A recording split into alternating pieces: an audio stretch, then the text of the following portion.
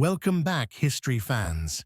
Today, we're diving into the story of a man who rose to power during one of Poland's most turbulent eras, Bolesław IV, the Curly, a prince who became the unlikely ruler of a fractured kingdom. His story is filled with political intrigue, family betrayal, and a constant battle for control over a land divided by ambition. Let's take a trip back to the 12th century and unravel the life of this fascinating figure. To understand Bolesław IV's rise, we first need to set the stage. In 1138, Poland was a kingdom on the verge of collapse. Its ruler, Bolesław III Rymach, hoped to secure peace after his death by dividing Poland among his sons, creating what's known as the Testament of Bolesław III.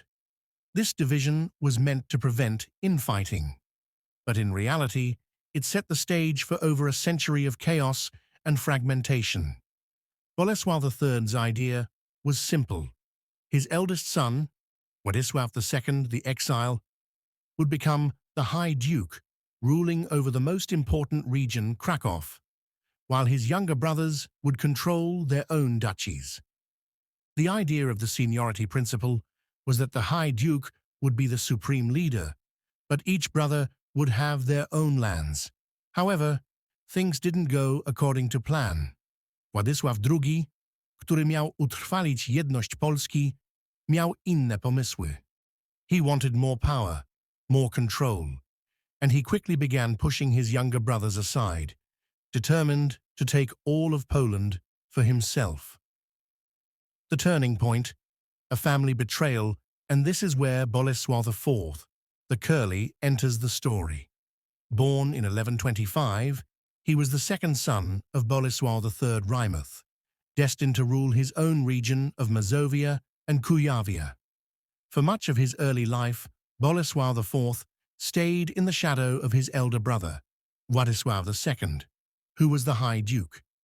But things started to change when Władysław II began to assert his dominance over his brothers. Władysław's efforts to centralize power didn't sit well with Bolesław IV and his younger brothers, Mieszko III the Old and Henry of Sandomierz. Tensions quickly escalated. Władysław, with his desire for absolute control, saw his brothers as obstacles. He even went so far as to exile one of the most important figures in their court, Jaksa of Michów, a move that alienated the Polish nobility.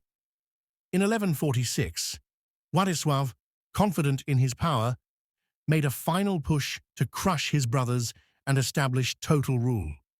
But he underestimated the strength of their alliance. Bolesław IV, Mieszko III, and Henry united against Władysław in a brutal civil war. In a stunning reversal of fortune, Władysław was defeated and forced to flee Poland, eventually seeking refuge in the Holy Roman Empire.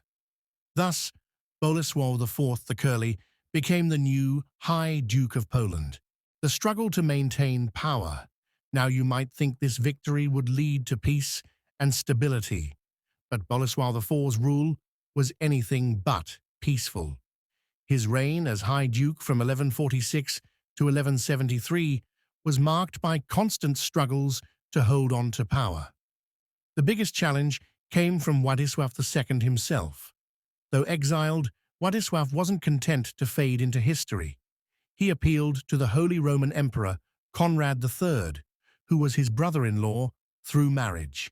In 1146, Emperor Conrad launched an invasion of Poland to restore Władysław to power.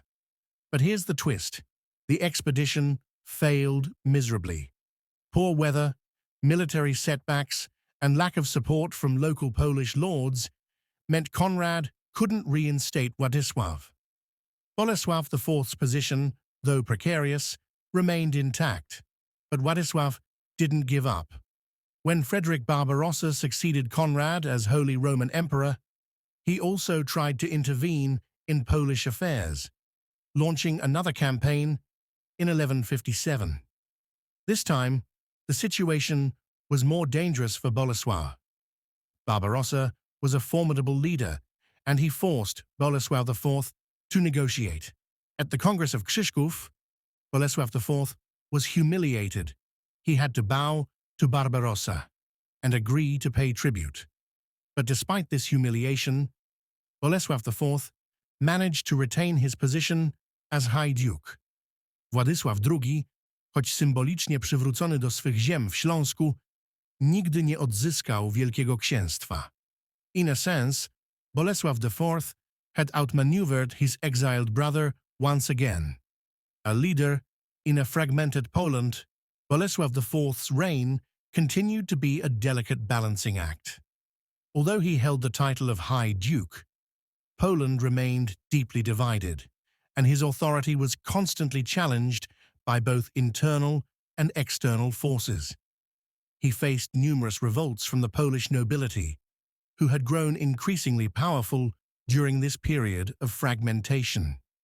His own brothers, who ruled their own duchies, were also frequently at odds with him, leading to ongoing tensions within the ruling family. Despite these challenges, Bolesław IV did have some successes. He managed to strengthen Poland's eastern borders, particularly in his conflicts with the Prussians and Ruthenians. He also worked to maintain the alliance with Bohemia, which was critical in ensuring that Poland wasn't entirely isolated from its neighbors. But by the time of his death in 1173, Poland was still a fragmented land, and Bolesław IV's legacy was a mixed one.